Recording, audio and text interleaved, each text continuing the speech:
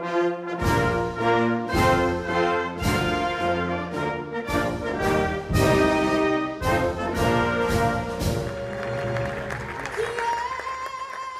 chers compatriotes, ensemble, cette année, nous avons prouvé qu'impossible n'était pas français. Nous avons été la première nation à modifier notre constitution pour garantir le droit des femmes à interrompre volontairement leur grossesse. Nous avons fait avancer l'égalité femmes-hommes, entre autres grâce au courage de celles qui ont su dénoncer. Nous avons continué de bâtir une écologie de progrès, de lutter contre le changement climatique en baissant nos émissions, en ouvrant des usines, en continuant aussi de nous battre pour notre présent et notre avenir. Nous avons célébré la bravoure de nos résistants et de ceux qui nous ont libérés, 80 ans après, de la Normandie à la Provence.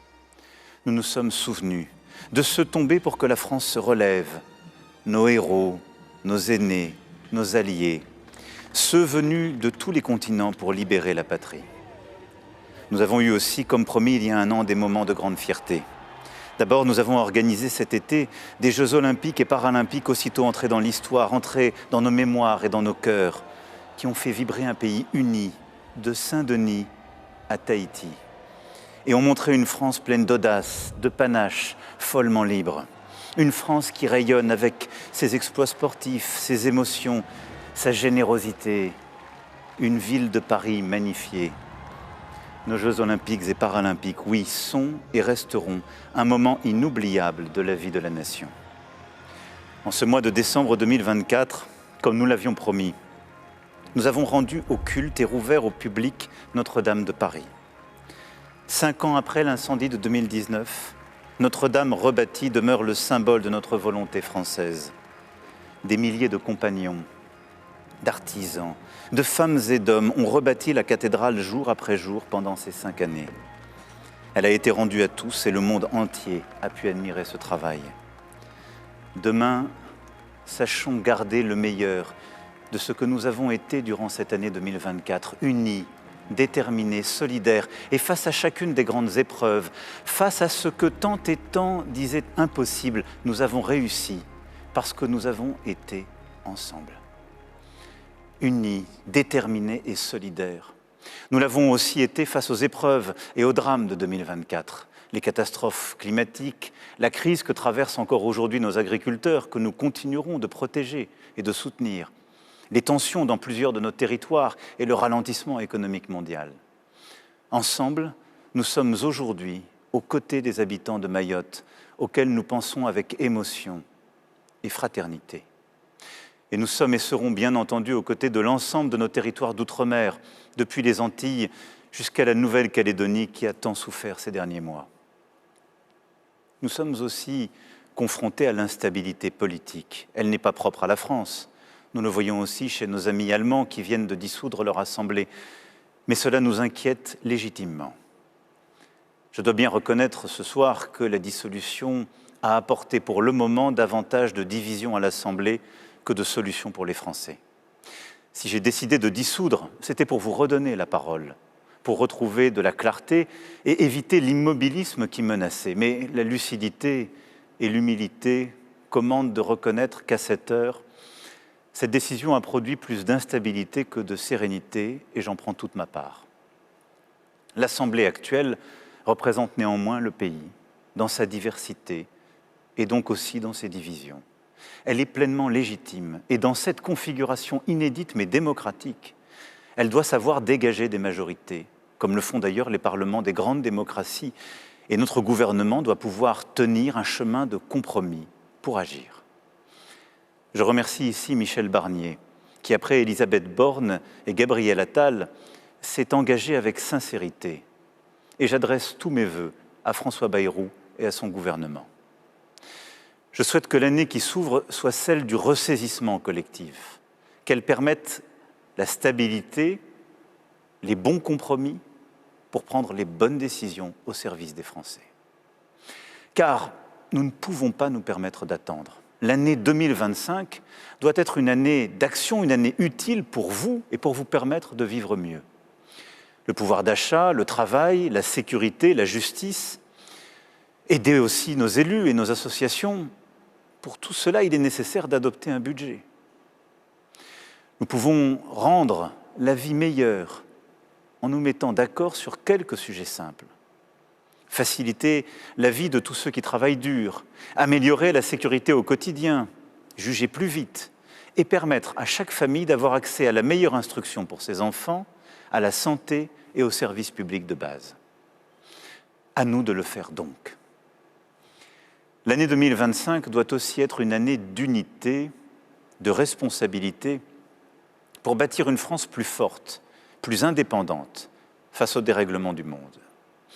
Les guerres en Ukraine et au Proche-Orient ne sont pas des conflits lointains. Elles nous concernent directement et menacent notre sécurité, notre unité, notre économie. Les derniers événements en Syrie, la manipulation des élections en Moldavie, en Géorgie, en Roumanie, les attentats terroristes en Europe et dans notre voisinage montrent combien notre sécurité et le bon fonctionnement de nos démocraties ne sont jamais acquis. C'est pourquoi l'Europe ne peut plus déléguer à d'autres puissances sa sécurité et sa défense. En 2025, la France devra continuer d'investir pour son réarmement militaire, pour garantir notre souveraineté, la protection de nos intérêts et la sécurité de nos compatriotes. Et l'Europe devra quant à elle accélérer pour prendre en main sa défense, sa sécurité, ses frontières. C'est ce pourquoi je me bats depuis tant d'années et ce que nous avons commencé à bâtir avec nos partenaires européens et que nous poursuivrons.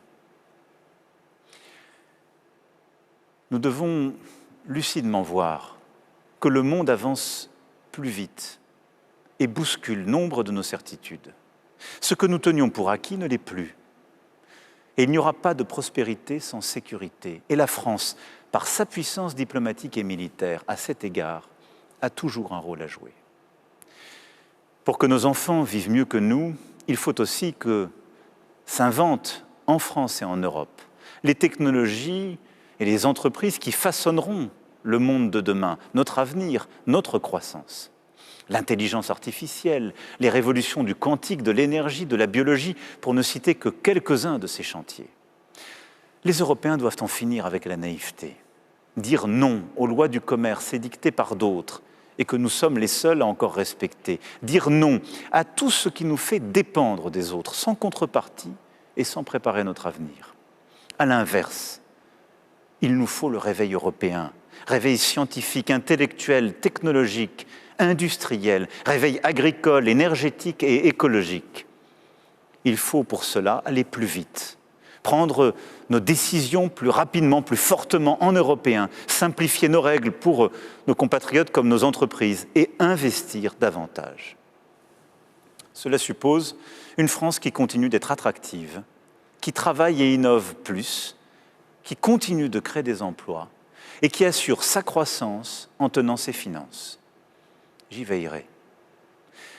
Depuis 7 ans, nous avons réussi à résister aux pires crises, tout en baissant le chômage, tout en réindustrialisant et en attirant les inventions du monde entier.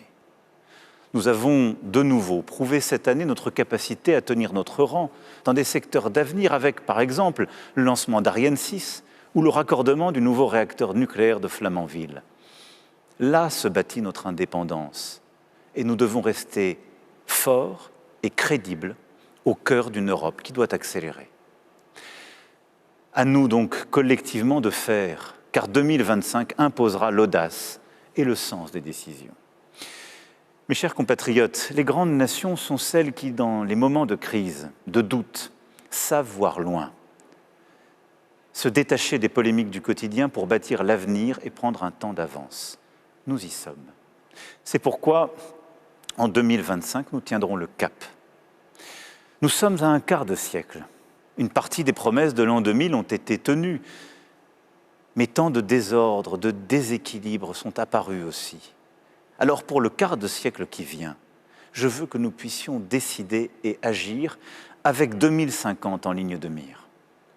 Nous aurons des choix à faire pour notre économie, notre démocratie, notre sécurité, nos enfants. Oui, l'espérance, la prospérité et la paix du quart de siècle qui vient dépendent de nos choix aujourd'hui. Et c'est pour cela qu'en 2025, nous continuerons de décider et je vous demanderai aussi de trancher certains de ces sujets déterminants. Car chacun d'entre vous aura un rôle à jouer. Chacun d'entre vous sera nécessaire pour réussir ce projet que je viens rapidement de brosser devant vous. Oui, comme pour les grands chantiers qui ont fait notre histoire et encore l'année qui vient de s'écouler, chacun d'entre vous est nécessaire pour bâtir une nation et une république plus belle encore. C'est pour cela que je nous souhaite pour 2025 d'être unis, déterminés et fraternels. Très belle, très heureuse année 2025 à vous et à vos proches. Vive la République, vive la France.